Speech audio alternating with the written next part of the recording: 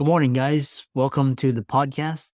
I've got a fantastic guest for you today, Rebecca Prejean, and she's coming out of Austin, Texas, the beautiful and fabulous city. And today we're going to talk all about crafting inclusive digital spaces. She helps neurodivergent learners really excel and succeed. And especially in today's society, we'll talk about holding space. And I'm really happy to have her on the show. So, Rebecca, welcome. Thank you so much for having me, Chris. Excited to be here. Yeah. So I know, introduce yourself, talk about your story, and I'm really excited to dive into the questions. Yeah. Thank you so much. So my name is Rebecca Prejean. I am the CEO and owner of EB Graphics and Consulting. And you said exactly what we do. We create inclusive spaces and accessible spaces for learners in corporate America. That could be anything from creating videos, creating websites, auditing documents, creating other documents, animations, graphics, learning and development, the whole nine. We just make sure that everybody can use it. So we focus on people who have autism, ADHD, dyslexia, dysgraphia, and make sure that people can be successful in businesses and make sure businesses can thrive by supporting these folks. That's what I do, and I love it. And open to Yeah. change. Yeah. And what's the inspiration behind it? Because I know the first time I heard of neurodivergence was probably late last year, and it's a really fascinating term and concept. And especially in our society today, it's really important to have a diversity of opinions and diversity of outlook and the diversity of discord. So, what was your inspiration? For me, I won't lie to you, it was a very personal journey. I was working in learning and development long before I started actually focusing in on the accessible and inclusive space. And then I had a child, and he's wonderful. He's great, but he was diagnosed with autism at the age of 4, right around the age of 4. And we started to notice all of these struggles for people who needed support. We were trying to go through the school system and get him support, finding outside resources, all of these things. And it was really very hard and very difficult. And through that journey, I actually made the connection between what he was experiencing and what people in training rooms that I was in were experiencing, and how we were making very snap judgments about people and their capabilities and whether or not they can make it through training based off of our assumptions and our lack of awareness. And when I started to see that, I said to myself, we have a problem. We are throwing people away. In essence, we are labeling them and we're not really giving them what they need. And when you give people what they need, you give them the support, they can succeed. It really has powered my mission going through, because I want people to be able to succeed. But I also want to make sure when he's 18, 19, 20, and he is looking to work and he wants to work, that he has a space and people are aware and people are able to wrap around him, and vice versa a little bit, so he can be successful. But that can't happen if we don't create those spaces. Yeah. And the follow-up question I have for you is, in today's world, because I know a lot of people, they're fed up with the school system, and a lot of them, it's not teaching kids how to succeed. It's teaching kind of these irrelevant, topics, and a lot of parents are homeschooling, or they're not having kids, or they're foregoing traditional education. Where do you see this playing out? Because there's a statistic that only is 10% of people, I think maybe even less, that actually like fit in the school system. And you were talking about the school system and the corporate environment beating people down and labeling them as failures. So how can businesses integrate accessibility in their learning and development programs, and what are the benefits to the neuro individuals? Companies, from my standpoint, even if I go back to the school standpoint, it really starts with the foundation. For them to really start incorporating the things, there has to be that foundational element of inclusion. And it can't just be inclusion based off of color, gender, all of those things. It really does have to be inclusion of thought. And more established companies, the ones that I've dealt with, the ones I've talked to in particular, we start off with workshops. So we start off with basic things, basic workshops that help them to understand what this really is. Because even as I'm talking to you, we're using terms, right? Like neurodiversity, neurodivergency, autism, and all these things. There's still the understanding that has to happen that some people don't know what this is. I went to a conference last week, ironically, and people would ask me, "What do you do?" And when I told them I'm an accessibility consultant, they looked at me like I had 5 heads. I just had no idea what I was talking about. And as weird to some people as that may sound, it reiterated to me that not everybody knows these terms. Not everybody understands what this is or why it's important. It's really starting off with something as basic as a workshop, as basic as implementing certain policies around just being open, around accommodations, around respecting, and you said earlier, holding space and what that looks like from a leadership perspective. And though this sounds like a lot of work, and I'm not going to lie, it is work, it's beneficial to businesses later on because these are the people who will help you innovate. These are the people who will help you problem solve in ways that you couldn't have conceived of because they think differently anyway. And these are the ways that you enhance productivity on your end as well. If you're wondering why your people aren't working as much as you want them to work, it might not be because they're lazy.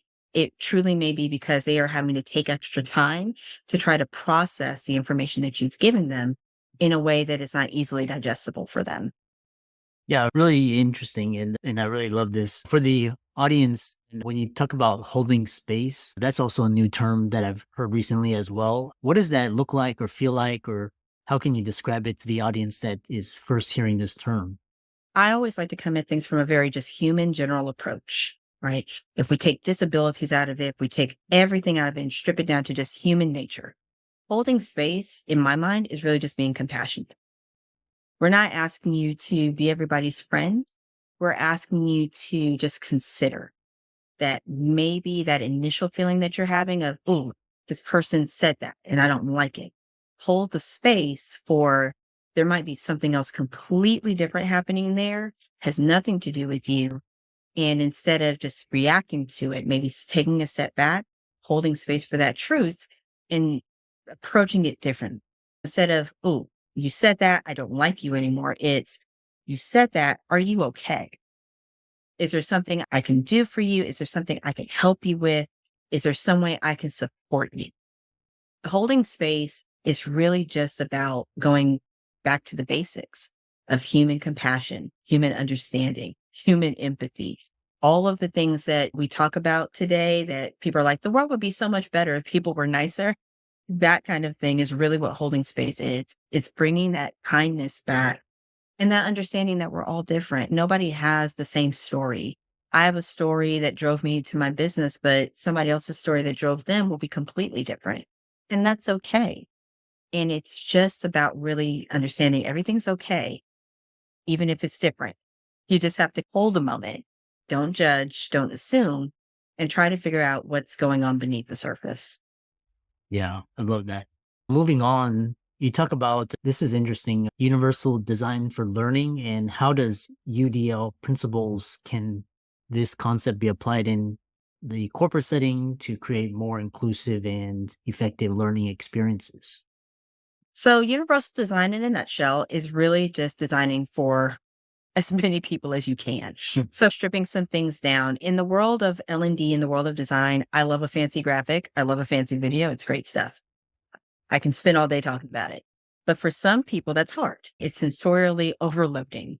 And so universal design principles actually strip some of that away and say, how can we design for the masses in a way that's still engaging, still gets them where they need to be, gets them what they need to have, while remembering that again, people have differences.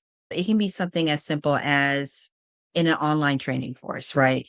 Usually people have videos, people have animations, people have all these different things. It can be as simple as having different options for people to take a test, having different ways for them to prove that they've mastered the skills that you're trying to teach them. That's really what universal design is. It's just stripping things down a bit and making sure that, again, we are reaching the largest amount of people that we can in the best way that we can, giving options. And again, understanding people are different, they learn differently. And you really have to speak to that, especially as a business owner, right? Because your employees are different. You can try to put them all in one box. It's not going to work. So things like UDL, things like these principles for your learning and design team are great. because you're again looking to empower your entire group as opposed to just maybe empowering like a small subset. Interesting. Yeah, really. And then an adjacent or side question that I have for you is for companies looking to be strategic and to be have that cutting edge. How can hiring neurodivergent individuals with autism, ADHD, or dyslexia, how can that become a strategic asset for those looking to foster innovation and creativity? They are everything. Like I said, they think completely differently. Good example. I'll use my 8-year-old. When you first meet him, he's a little bit shy, a little bit quiet. You wouldn't really think there's a whole lot going on there. I love him, but he is. He's just very reserved. And so people do tend to count him out. This 8-year-old, however, reads books at a fourth grade level. He does math at a fourth grade level. He can tell you all these different names of classical music pieces because he's into classical music. Folks that are on the spectrum have ADHD. They have specific things and gifts that can really push a company forward. Like I said, statistically, you can increase your overall productivity for your business by 30% if you support folks. You can increase innovation. I think it's around 20 to 25%. Because again, these people are thinking differently. And so they can think of ideas, they can think of products, they can think of features that somebody else may not think of because they're not seeing it in the same way. When you're thinking about this strategically, these are the people you want in the room, especially when we're talking about our economy nowadays and how people want to be first in the race of all the things. They want to make sure that their business is sustainable. They want to make sure they can go through a recession and not completely crumble. These are the people who can give you that edge and that little bit of something special to make sure that your business is around as we go through kind of some of the ups and the downs that are there. Interesting. Yeah, because recently I've had a number of individuals with ADHD come on and talk about and just how they think and that creative spark. And so the other question I have for you is what is this acronym WCAG? What is that and why should businesses view this as more than just a compliance issue? Great question. So when we talk about WCAG, it's Web Content Accessibility Guidance. So these are all the things that your website, your web presence should have to make it accessible for people who are on the spectrum or who have disabilities. And I will answer it this way. Compliance is a real thing. And I never want to ignore that. I never want people to believe it's not important. Compliance is important, obviously for legal things. But going beyond that, I want people to understand part of the reason you want your website, especially to be accessible, is because people with disabilities still have money. They go online, they buy things. They are a large chunk of the market. And so if your website is not accessible, if the things that are on your website are not accessible, you have all of these walls of text, documents that are huge walls of text, reports, journals, all those kinds of things that are just nothing but text. That's not digestible. It's not accessible. And so if you're selling something, if you're selling a product, they're going to skip right over it. Not because they're not interested in your product, not because they don't have the money or it wouldn't benefit them, but because they can't digest what you're saying. Same thing about alternative text on imagery. If somebody's reading a screen reader and they're looking for whatever, and you don't have that, they're not even going to know that product is there. For business owners, it's important, obviously, to be kind, obviously for legal stuff, but also because you're hurting your business. You're hurting your revenue. And again, in the economy that we're in, can you really afford to lose out on possibly 25% of the market?